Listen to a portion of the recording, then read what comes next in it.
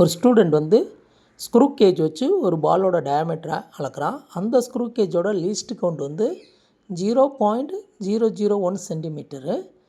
அப்போ வந்து அந்த இது வந்து 5 mm காமிக்குது மெயின் ஸ்கேல் ரீடிங்கில். மெயின் ஸ்கேலில் இருக்கக்கூடிய கோடும் சர்க்குலர் ஸ்கேலில் இருக்கக்கூடிய நம்பர்ஸில் வந்து 25 நம்பர்ஸ் வந்து கோயின்சைட் ஆகுது.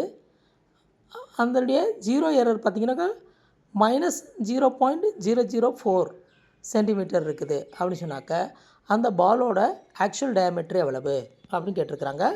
ஸ்க்ரூ கேஜாக இருந்தாலும் சரி, வெர்னியர் காலிப்பராக இருந்தாலும் சரி, actual size equal to main scale reading plus least count into circular scale reading plus or minus 0 error போடணும்.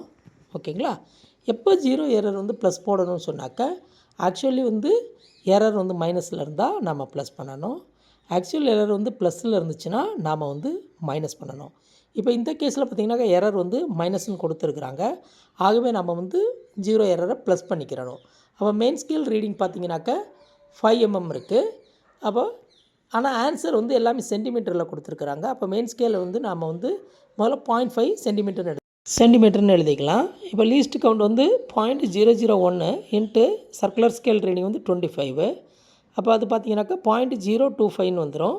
இப்போ ஆன்சர் பார்த்திங்கன்னா 0.529 சென்டிமீட்டர்னு இருக்கும். Option D is the correct answer.